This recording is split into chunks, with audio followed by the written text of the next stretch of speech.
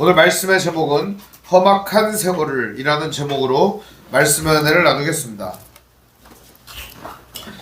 여기 모이신 모든 분들은 다 어려운 시절들을 다 지내고 여전히 어려운 사람들도 있고 앞으로도 어려울 사람들이 있는 걸로 알고 있습니다. 그래서 지난 세월을 어려움으로 지낸 분들에게는 수고하셨다는 말씀 드리고 싶고, 지금 현재 어려운 시대를 지내고 있는 분들에게는 힘내시라는 말씀을 드리고 싶고, 앞으로도 어려울 일이 많은 분들에게는 주님이 함께 하실 거라는 위로밖에 제가 드릴 수 없음에 참 안타깝습니다. 그러나 오늘 우리의 인생은 고난과 고통의 연속이라는 사실을 우린 너무나도 잘 알고 있습니다. 아무리 긍정적인 마음을 먹으려고 해도 긍정적인 마음이 잘 안 생기는 것이 현실입니다. 그러다 보니까 책이 나왔어요. 긍정의 힘이라고. 긍정을 하면은 힘이 생긴다는 거죠. 긍정을 하면 일이 잘 풀린다는 거죠. 실제로 그런 얘기가 있습니다. 그 뭐냐면은 요즘에 양자역학, 양자물리학 이런 게 있어가지고서 파동을 내가 쫙 좋은 파동을 쏘면은 좋은 파동이 돌고 돌아서 결국 지구를 몇 바퀴 돌아서 나한테 촥 이렇게 온다는 거예요. 올 때는 그 좋은 파동이 좋은 에너지를 쫙 몰고 콱 온다는 거예요. 이걸 믿는 사람들이 있어요. 그럼 다 좋아졌게 벌써. 선포하면 좋아진다는 교회 있습니다. 선포하면. 그래서 대전 모 교회에 가면은 이런 거를 선포해요. 있을지어다 그래요. 그대로 되니라. 보시기에 좋았더라. 노래도 만들었어요. 찾아보면은 이런 희한한 노래가 있어요. 있을지어다 그대로 되니라 보시기에 좋았더라. 이런 노래들이 있어요. 창세기에 있는 얘기 갖다가 만드는 거죠. 명령하고 선포해서 좋아지면 저 여러분들한테 맨날 시킬 거예요. 저도 오늘도 복명복창 시키고 이거 맨날 하라고 할 거예요. 얘기하고 선포하고 소리 지르고 나아가서 떠들고 좋아지면 그렇게 하라고 할 거예요. 근데 인생 그런다고 좋아지지 않거든요. 오늘 우리가 인생을 하나님 앞에서 어떠한 시각으로 받아들여야 하는가, 이거에 대해서 우리들은 많은 시각들이 존재하고 많은 관점들이 존재하는 사실을 알고 있습니다. 그러나 오늘 우리는 이 말씀을 보면서 하나님 앞에서 험악한 세월을 보내고 있는 이 현실을 어떠한 방식으로 받아들여야 하는가, 그것은 바로 죄된 인간의 본성을 가진 모든 사람들이 모여 살기에 이 땅은 지옥과 같고 이 땅은 고통스럽지만 이 땅에서 우리가 그리스도 예수를 영접하고 하나님을 믿은 사람들로서 이 어려운 세상을, 이 환난과 고난의 세상을 하나님의 나라로, 하나님의 선한 뜻이 역사하는 곳으로 바꾸어 나아가야 한다는 겁니다. 오늘 우리는 이러한 사명감을 가지고 살아가는 것입니다. 또한 우리 앞에 당면한 여러 가지 어려움들은 어쩌면 그냥 당연한 것들입니다. 당연한 것들 앞에서 우리는 왜 이게 당연하냐라고 말할 필요는 없다는 거예요. 이 당연한 것들은 그냥 당연하게 받아들이면 되는 것입니다. 오늘 우리가 해야 할 일은 무엇일까요? 고난의 세월을, 이 험악한 세월을 믿음으로 채워나가는 신앙의 연속이 이루어져야 한다는 것입니다. 이것이 바로 오늘 말씀의 핵심적 내용입니다. 오늘 이야기는 지난 시간에 했던 이야기와 더불어 이어지는 이야기입니다. 이제 야곱은 온 식구들을 다 이끌고 애굽 땅으로 내려왔습니다. 가나안 땅에서 모든 것들을 정리하고 내려온 이 이스라엘 사람들은 70명이나 되는 사람들이 모여가지고 이제 살게 된 것입니다. 고센 땅에 임시로 거주하게 하고 이제 애굽 왕 바로에게 이들을 데리고 가야 될 참입니다. 요셉은 많은 고민이 있었겠죠. 그러나 이미 모든 계획을 수립해 놓은 상태였습니다. 그리고 형들도 5명을 뽑아가지고 이미 형들에게 교육을 시킨 상태였던 것이죠. 그리고 아버지 야곱과 그리고 이 모든 것들을 다 준비한 상태에서 요셉은 바로에게 나아갑니다. 그리고 바로에게 이런 이야기를 합니다. 오늘 1절을 보면 이렇게 말을 합니다. 요셉이 바로에게 가서 고하여 이르되 내 아버지와 내 형들과 그들의 양과 소와 모든 소유가 가나안 땅에서 와서 고센 땅에 있나이다. 요셉은 바로에게 가서 고하는데 어떻게 고합니까? 모든 소유가 고센 땅에 있습니다 라고 고함으로 인해서 이미 모든 소유와 모든 사람들이 왔음을 바로에게 알려줍니다. 바로는요, 이 이야기를 듣자마자 반응합니다. 바로가 반응했던 것은 무엇이냐? 바로 기뻤던 것이죠. 요셉이라고 하는 사람이 호롤 단신인 줄 알았더니 가족이 있었다라는 것이죠. 바로도 요셉에게 뭔가를 해주고 싶지 않았겠습니까? 이 나라와 민족과 여기 온 주변에 있는 나라들을 다 먹여 살리고 여기 이 흉년으로부터 우리를 구해주는 이 신통망통하고 위대한 인물이었던 이 요셉에게 무언가 해주고 싶지 않았겠습니까? 이러한 바로의 심정이 오늘 말씀에도 잘 드러나 있습니다. 그런데 요셉은 형들 5명을 따로 세웁니다. 2절에 보면 그의 형들 중 5명을 택하여 바로에게 보이니.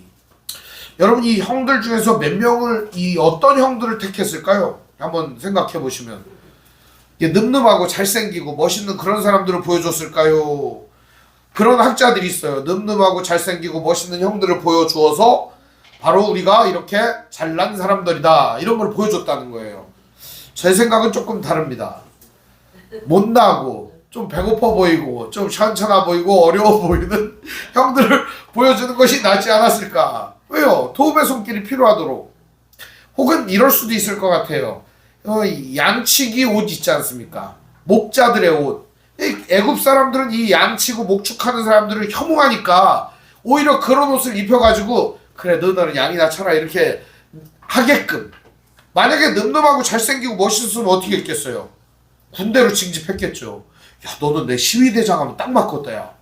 야 너는 군대에 저기 가가지고 훈련 받으면 진짜 잘 싸우겠다 야. 아 이러지 않았겠습니까? 그러니까 기골이 장대하고 멋있는 형들은 빼고 그러니까 현찮은 그런 형들을 집어넣어 갖고선 이제 양치는데 이런 데로 보내려고 아예 의도한 바 있었겠죠. 저 요셉이요 아주 주도 면밀하고 치밀한 인간 같습니다. 이런 거 보면은 어떻게 이렇게 형들을 갖다가 미리 뽑아가지고서 쫙 훈련시켜가지고 딱 이렇게 내보낼 수가 있겠습니까? 그러자 바로가 형들에게 묻습니다. 너희 생업이 무엇이냐?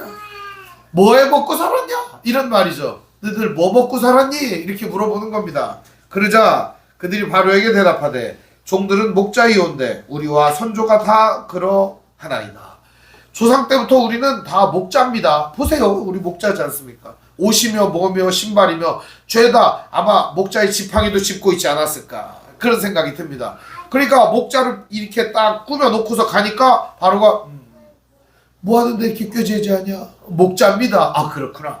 이제 혐오스럽네 이제 이런 생각을 했겠죠. 물론 이제 요셉의 가족이니까 잘해줘야겠다는 생각이 들지만 목축하는 자들은 가증스럽게 여기고 친하게 지낼 수가 없는 거리감이 있는 존재들이었기 때문입니다. 여러분들도 그렇잖아요. 이제 직업을 비하하면 안 되겠지만 시궁창 청소를 한다든지 똥을 푸는 사람이 친구면 어떻겠습니까? 만나면 좀 힘들지 않겠습니까? 제 친구가 그런 일을 합니다. 그래서 만나면은 냄새가 늘 납니다. 그래서 그 친구 불편하지 않게 냄새 난다는 말은 하지 않지만 굉장히 신경을 씁니다. 근데 아무리 어떤 향수나 아무리 어떤 좋은 냄새를 끼얹는다 하더라도 그 고유의 냄새는 어떻게 막을 수가 없어요. 그것이. 왜냐하면 그냥 배어 있으니까 어쩔 수가 없는 것이죠. 어쩌면 이들도 그러한 목자의 냄새를 풍기며 바로에게 나아갔던 것이죠. 그런데요. 바로가 이런 얘기를 합니다. 요셉에게 명령을 내리는 거죠. 5절 말씀에 보면 4절 5절 말씀에 보면 이렇게 되어 있습니다. 그들이 또 바로에게 고하되 가나안 땅에 기근이 심하여 종들의 양떼를 칠 곳이 없기로 종들이 이곳에 거류하고자 왔사오니 원하건대 종들로 고센 땅에 살게 하소서. 바로가 요셉에게 말하여 이르되 네 아버지와 형들이 내게 왔은즉 애굽 땅이 내 앞에 있으니 땅에 좋은 곳이 내 아버지와 내 형들이 거주하게 하되 그들이 고센 땅에 거주하고 그들 중에 능력 있는 자가 있거든 그들로 내 가축을 관리하게 하라. 실제적으로 이들은 거류한다라고 하는 표현을 쓰면서 이야기를 합니다. 우리는 이 땅에 살라고 온 게 아닙니다. 거류하려고 왔습니다. 잠깐 머물려고 왔습니다. 이런 말을 하는 겁니다.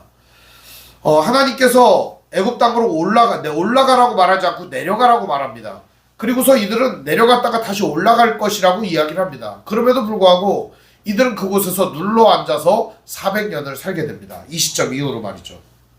근데 오늘 이 이야기에는 이들이 뭐라고 얘기해요? 4절에 거류하려고 한다 이런 얘기를 하는 겁니다. 우리는 여기에서 그냥 머물다가 갈 겁니다. 이렇게 얘기를 하는 거죠. 뭘 피하여?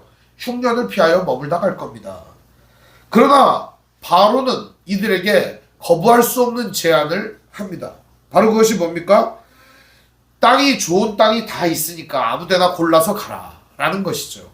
그리고 그 좋은 땅에 골라서 거주하여라. 고센이라고 하는 땅은요, 어떻게 보면은 그 지역의 일부를 말하는 것 같습니다. 충청도, 경상도, 강원도 이렇게 말하듯이 그 지역, 큰 땅덩어리의 일부를 말하는 겁니다. 그 지역 얻음에가 좋지 않겠느냐 하는 것이죠.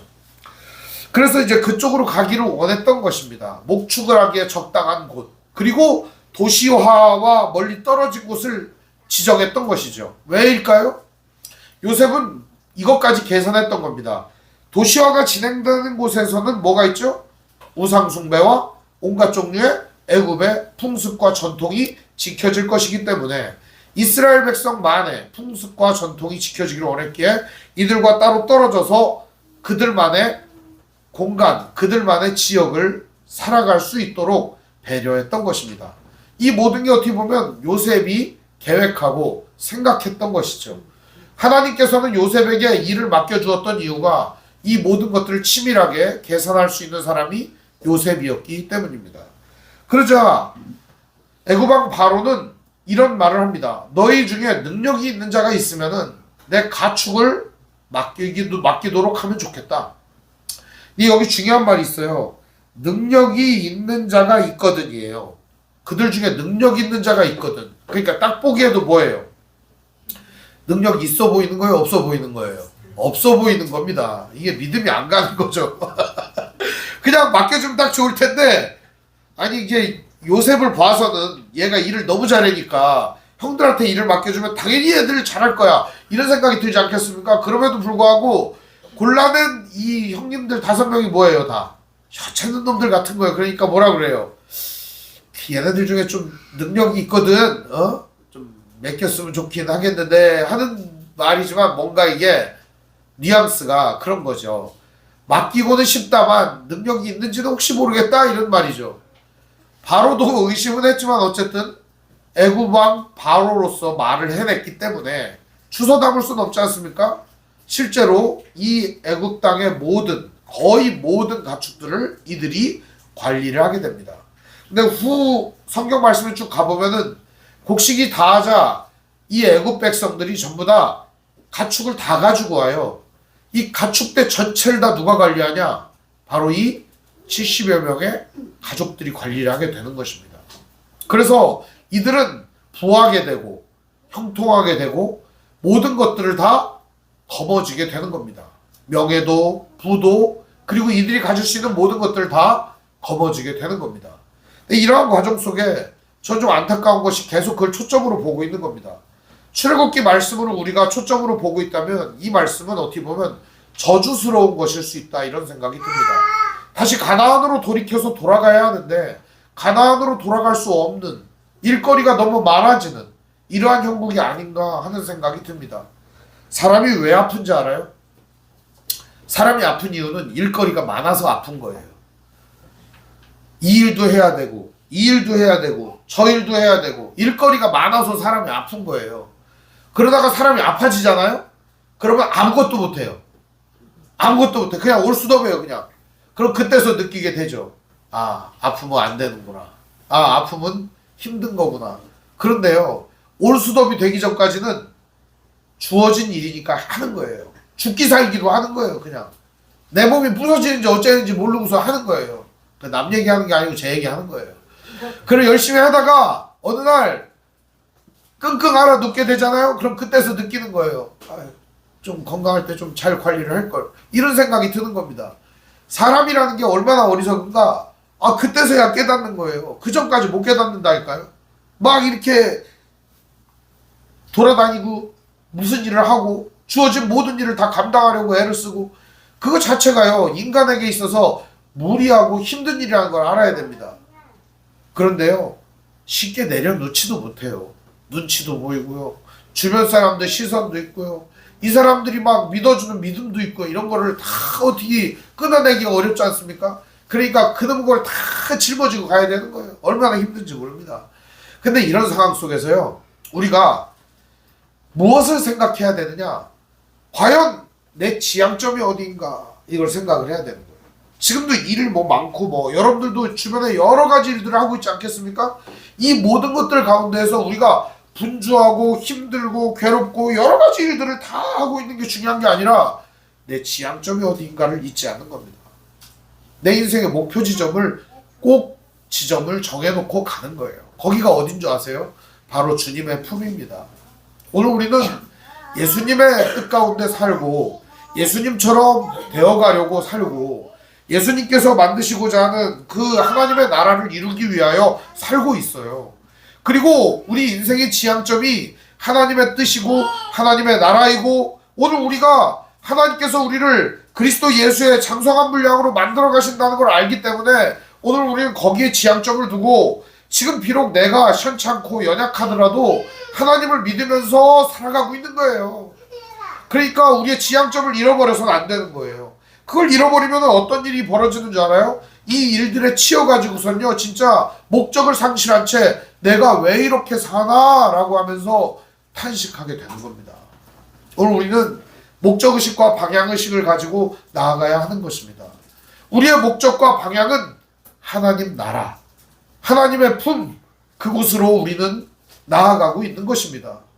헛된 대로 나아가는 우리의 발걸음과 우리의 쓸모없는 생각들을 정리해야 해요. 왜냐하면 우리가 진짜 나아가야 될 인생의 방향성은 거기에 있기 때문이에요. 다른 데로 나아가다가는요 인생이 망하는 거예요. 그냥 이들에게 주어진 이 엄청난 일들을 보십시오. 앞으로는 더 엄청난 일들이 주어지지만 이들에게는 복이 없겠죠. 이야 이건 너무 좋은 일이다. 우리에게 이 엄청난 일이 맡겨졌다. 왕이 우리를 신임하고 있다. 왕의 가축을 맡기는 거다. 이 엄청난 일이 우리에게 주어졌구나. 그게 다가 아니라는 거예요. 이들은 가나안으로 돌아가야 하는 사명이 있는 거예요. 그런데 이들은 그 사명을 망각해버리고 맙니다. 아버지 야곱이 이야기를 해도 나중에 들어먹지를 않습니다. 야곱도 포기를 하고 요셉도 포기를 합니다. 오늘 우리들은요 현실에 막혀서 우리의 믿음을 포기해서는 안 되는 거예요. 현실보다 강력한 건 믿음이고 죽음보다 강력한 건 하나님의 능력이라는 사실을 믿으셔야 합니다. 부활하신 예수 그리스도를 우리가 믿는다는 것은 죽음의 권세를 이기신 예수님을 믿는다는 것입니다. 죽음 따위가 감히 오늘 우리들의 인생의 길을 막을 수 없다는 사실이죠. 이 세상의 환난과 고통과 질고와 역경이 있다 할지라도 오늘 우리들이 나아가야 하는 방향을 막을 수는 없다는 겁니다. 하나님이 함께 하시고 이끌어 가시기 때문입니다. 우리가 그 방향을 놓치지 않고 걸어가기만 한다면 하나님은 오늘 우리의 길을 인도하여 주실 것입니다. 이들은 신이 났겠죠. 근데 이 모든 것들을 맡겨준 시점에서 아주 절묘한 타임에 요셉이 자기 아버지를 들여오는 것입니다. 7절 말씀을 보면 요셉이 자기 아버지 야곱을 인도하여 바로 앞에 서게 하니 야곱이 바로에게 축복하며. 이 재밌는 장면인데요. 원래 야곱이라고 하는 사람하고 형제들하고 한꺼번에 다 와가지고 아이고 우리가 왔습니다 이렇게 맞는 거 아닙니까? 근데 그게 아니라 선택한 5명 먼저 데리고 오고 그 다음에 이들을 소개하고 목자로 소개를 한 다음에 이 모든 일을 맡기고 다 끝난 상태에서 누가 들어오는 거예요? 야곱이 들어오는 거죠. 그러니까 야곱은 어떻게 보면 백성도 없는 이스라엘의 왕 같은 존재죠. 현재 70명밖에 안 되지만 나중에 이들이 엄청 불어나게 되잖아요. 어마어마하게 많은 수로 불어나게 되죠. 장정만 60만이었으니까요. 200만, 300만 이렇게 얘기하는데 엄청 늘어나게 됩니다. 그런데 지금 현재 야곱이 이렇게 들어오는 건 뭐예요? 애굽 왕 바로 앞에 굴종적이고 굴욕적이지 않도록 요셉이 아버지 야곱을 이끌어 내는 것입니다. 부탁은 부탁이고 받을 것은 받고 그 다음에 야곱을 이끌어 내어서 바로 앞에 서게 하는 것입니다. 바로에게 야곱은 축복합니다. 축복이라고 하는 건 보통 이제 복을 빌어주는 것이죠. 근데 보통은 누가 빌어줍니까? 그죠? 이게 높은 사람이 낮은 사람한테 축복하노라 이렇게 하는 거거든요. 근데 여기서는 생판 모르는 아주 저기 양이나 치던 혐오하는 그런 아버지가 와가지고 노인네가 축복을 하는 겁니다. 왕에게. 이런 일은 없는 겁니다. 애굽에서 일어날 수 없는 일이죠. 어떻게 이런 일이 가능할까요? 이 모든 것들이 선하신 하나님의 역사가 아니면 설명이 될 수가 없는 일입니다. 근데 이 말씀을 다르게 해석하시는 목사님이 있습니다. 뭐 이제 그냥 들어두세요. 그냥 다른 해석이니까. 이 원래 축복을 한다는 말이 바라크라는 말이에요. 이게 무릎을 꿇는다 이런 의미가 있어요. 그래서 야곱이 바로 앞에 무릎을 꿇었다. 이렇게 해도 본문이 자연스러워요. 해석이. 요셉이 자기 아버지 야곱을 인도하여 바로 앞에 서게 하니 야곱이 바로에게 무릎을 꿇었다. 뭐 본문의 내용은 자연스러워요. 그러나 그 내용이 어떻게 보면 앞에 뉘앙스하고 안 맞기 때문에 축복함으로 이렇게 하는 겁니다. 두 가지 의미가 있다는 걸 알아두시면 좋겠네요. 그런다고 해서 본문의 의미가 바뀌지는 않습니다. 오늘 이 내용은 결과적으로 뭐예요? 하나님께서 이들을 통해서 가나안에서 풍족한 삶을 누리도록 역사하시고 이끄신다라고 하는 걸 보여줍니다. 우리의 삶도요. 우리가 힘들어지고 괴로워지는 과정이 있어요. 과정이 어떻게 되는 줄 알아요? 잘 나가다가 빠그러져 가지고 망하는 거예요. 그럼 어려워지는 거거든요. 근데 대부분 이런 과정을 다 거쳐요. 여러분 이런 과정 안 거친 분 계세요? 처음부터 힘들었고 지금도 힘들고 이런 분들 안 계셔요. 잘 나가다가 팍 깨져가지고 망해가지고 힘들고 또 잘 나가다가 팍 깨져가지고 힘들고 이런 거 아닙니까 여러분? 지금부터 이렇게 내리막으로 가가지고 그냥 지금 현재 내리막이야 이런 사람 거의 없습니다. 다 업다운을 반복하는 겁니다. 인생에 업이 있어요. 다운이 있고 업다운이 반복하는 거예요. 그러면서 우리는 깨닫게 됩니다. 여기가 끝이 아니라는 사실을. 우리 인생의 지향점과 목표가 이게 아니라는 사실을 하나님이 그 오르락 내리락 하는 롤러코스터 같은 우리의 인생을 통해 보여주는 거예요. 너의 인생이 여기가 끝이 아니다. 이게 네 인생이 아니다. 잘 되는 날도 있고 안 되는 날도 있는 거지 맨날 이렇게 가냐고요. 인생이 아닙니다. 오늘 우리 인생은 오르락 내리락 하면서 이곳에서 우리의 목표와 지향점을 발견하고 그 하나님을 향해서 살아가는 것입니다. 이제 바로가 야곱에게 묻습니다. 이제 말할 거 없으면 우리가 제일 먼저 뭐 묻습니까? 나이 물어보자. 나이 몇 살입니까? 이렇게 물어보자. 네. 바로가 물어보는 겁니다. 딱 봐도 늙은이거든요. 몇 살입니까? 그러자 야곱이 이런 얘기를 합니다. 9절이에요. 우리 같이 읽어볼까요? 야곱이 바로에게 아뢰되 내 나그네 길의 세월이 130년이니이다. 내 나이가 얼마 못되니 우리 조상이 나그네 길의 연조에 미치지 못하나 험악한 세월을 보내었나이다 하고. 당시 바로의 나이가 몇 살이었을까요? 당시 바로의 나이가 한 50대 내지는 40대 이렇게 추정하고 있습니다. 젊은 왕이에요. 근데 이 50대가 딱 보기에 내 나이가 얼마 안 돼요. 130살이에요. 그러면 뭐라고 하겠습니까 여러분? 혹시 이 중에서 여러분 앞에서 아니 내 나이 몇 살 안 돼요. 130살이요. 이러면 여러분들 뭐라고 하시겠어요? 아이고 어르신 이렇게 하지 않겠습니까? 지금 이런 상황이에요. 그러니까 애굽에서는 실제로 장수하는 사람들이 많지 않았습니다. 그 이유는 더운 지방이고 장수하는 사람이 없었어요. 그런데다가 130년이나 살았지 않습니까? 근데 조상들은 더 많이 살았대잖아요. 그러니까 바로의 길을 콱 죽이는 거죠. 아, 이 사람 되게 오래 살았구나. 아, 엄청난 세월을 보냈구나. 야곱은요, 그 앞에서 축복을 할 자격이 충분했다는 사실을 보여주고 있는 거죠. 그러면서 이런 말을 하는 겁니다. 뭐라고 하냐? 130년인데 내 나이가 얼마 못 된다. 이런 얘기를 하면서 나그네 길의 세월이 130년이다. 이렇게 말합니다. 자기는 지금까지 뭘로 살았다는 거예요? 나그네로 살았다는 겁니다. 나그네 길의 세월을 살았다는 것이죠. 여러분 우리 인생은요 나그네 길입니다. 인생은 나그네 길 뭐 이런 노래도 있잖아요. 인생은 나그네 길이에요. 왔다가 가는 거예요. 그냥 여기서 영원히 살 것 같죠? 영원히 사는 사람은 한 명도 없습니다. 다 죽어요. 어차피 한 명도 없어요. 여기 영원히 사는 사람 있으면 그 사람이 아닐 겁니다. 그게 귀신이거나 뭐 아니면 하나님 아니면은 그런 거죠. 여기는 영원히 사는 사람이 하나도 없어요. 다 죽어요. 어차피 누구나 다 없어져요. 그런데 영원히 살 것처럼 더럽게 욕심 부리고 말해요. 막 그냥 지가 엄청 대단한 거 마냥 그래요. 그래봤자 죽을 거예요. 하나님 콧구멍만 맞으면 갈 건데 뭘 그렇게 잘났다고 그러는지 모르겠어요. 어떤 사람은 망할 몇 년 안 남은 권력을 두고서도 그렇게 잘난 척을 했습니다.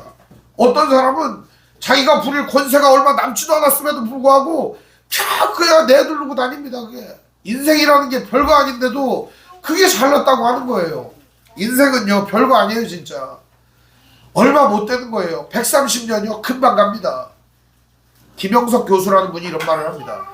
인생이 있잖아요, 속도감이 어릴 때는 왜 이렇게 안 자라나 그런다는 거예요. 그러다가 한 살, 두 살 먹다가 이제 속도가 슬슬 올라갑니다. 20대에는 20km, 30대는 30km로, 40대는 40km로, 50대는 50km.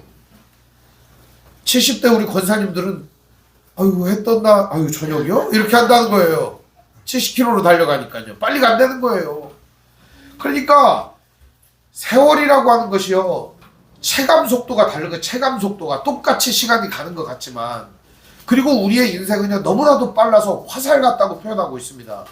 이 짧은 인생 속에서 야곱은 험악한 세월을 보냈다라고 고백하고 있습니다. 그리고 자기는 이 땅에 나그네라고 하는 고백을 하면서 험악한 나그네의 세월을 보냈다고 말합니다. 저는 이게 야곱의 일생만이 아니라 우리의 일생을 대변해주는 이야기라고 생각이 듭니다. 야곱 힘들었죠. 여기저기 떠돌면서 형 속이고 이겨먹으려고 하다가 도망쳐가지고 밧다나람으로 가서 라반한테 사기당하고 결혼 4번 하고, 그리고 마누라 4명 얻어가지고 아들 12명 낳고, 그러다가 거기서 양, 염소 이런 거 내 걸로 속이려고 하다가 결과적으로 라반한테 걷어들려가지고 도망치고, 다시 고향으로 돌아와가지고 형님 속인 거 생각나가지고 조마조마 하다가 형님한테 무릎 꿇고 엎드리고 막 빌고, 그러다가 다시금 돌아와가지고 베델로 올라가서 자기의 신앙을 고백했다가 그곳에서 다시 살아가다가 요셉이 태어났는데 미워하고 시기해가지고 요셉을 갖다가 팔아먹고, 그 형들이 또 요셉을 팔아먹은 얘기를 안 해갖고 20년 동안 끙끙 앓고 있다가 다시 이제 얘기를 듣고 나서 보니까 요셉이 살아있다는 얘기를 듣고, 다시 이곳에서 와서 보니까 내 인생이 너무나도 서글픈 거 아니겠습니까? 야곱의 인생이 너무 자기가 생각할 때 서글픈 거예요. 그런데다가 힘든 거고 험악한 거예요. 그래서 얘기를 하는 거죠. 험악한 세월을 보낸다 이거. 저는 여러분들도 이 세월을 똑같이 보내고 있다고 믿습니다. 야곱만 힘든 게 아니고 우리가 힘든 거예요. 나그네처럼 살고 있어요. 뭐 어디 마음 둘 때나 정착할 때가 있어요? 없어요? 우리는 다 그렇게 나그네처럼 사는 거예요. 그리고 왔다가 가는 거예요. 이걸 안다면 오늘 우리는 유한한 이 인생 속에서 우리 자신이 얼마나 연약하고 나약한 존재인지를 깨닫게 될 거예요. 그리고 무한하시고 불변하시고 영원하신 하나님을 붙잡게 될 겁니다. 지금도 여전히 우리의 연약함을 의지하며 이 연약함을 붙들고 나아가는 연약한 지체들이 있습니다. 오늘 우리들이 진짜 바라보고 붙잡아야 될 대상이 누굴까요? 영원한 하나님이십니다. 이 하나님을 붙들고 나아갈 때 진정으로 이 험악한 나그네 인생에도 희망이 있습니다. 이렇게 얘기를 하고 야곱은 바로에게 축복하고 그 집을 나옵니다. 요셉이 이제 바로의 명령대로 이들을 어디로 데려가냐? 람셋이라고 하는 데로 데려갑니다. 고센 땅 일부 중에서 람셋이 있는 거예요. 그러니까 람셋이라고 하는 데는 아직 도시화가 진행되지 않았습니다.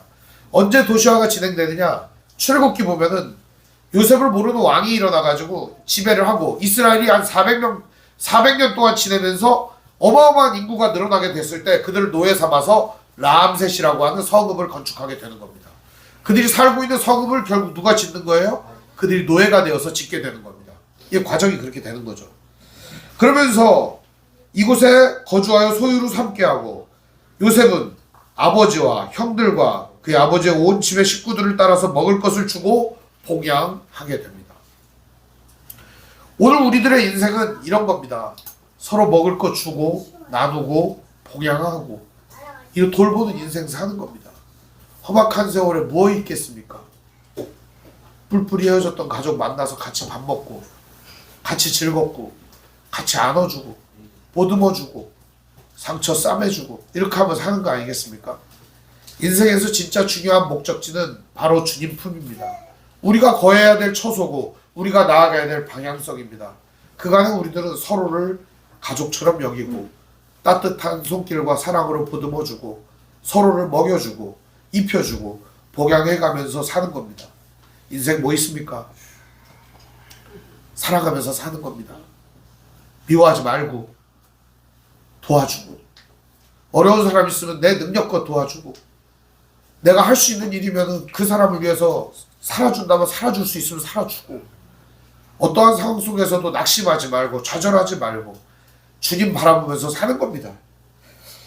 인생이 아무리 어렵고 힘들다고 하더라도 주님 바라보면서 살면 이 험악한 세월 나그네의 인생도 희망이 있고 우리가 이 믿음을 가지고 살아간다면 하나님이 날마다 임마누엘 함께 해주시고 동행해 주시고 이 나그네 인생에도 위로가 있고 평안이 있음을 믿으시고 오늘도 담대히 주님 의지하며 나아가시기를 주님의 이름으로 축원드립니다. 기도하겠습니다.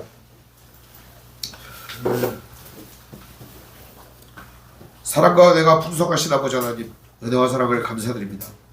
오늘 우리들의 이 연약함과 나약함 속에서 때로는 잘못된 선택과 어려움 속에서도 함께 하시고 동행하여 주시기 감사합니다. 이 험악한 세월을 보내며 정처 없는 나그네의 세월을 보내는 우리 귀한 성도들 붙잡아 주시고 이 어려움과 시련 속에서도 주님 바라보고 나아갈 수 있도록 인도하여 주시고 이끌어 주시옵소서. 주님만이 우리의 인도자 되시고 보호자 되시며 우리의 끝이 되어 주신다는 사실을 믿으며 오늘도 담대히 나아갈 수 있도록 인도해 주시옵소서. 우리 주 예수님의 이름으로 기도합니다. 아멘.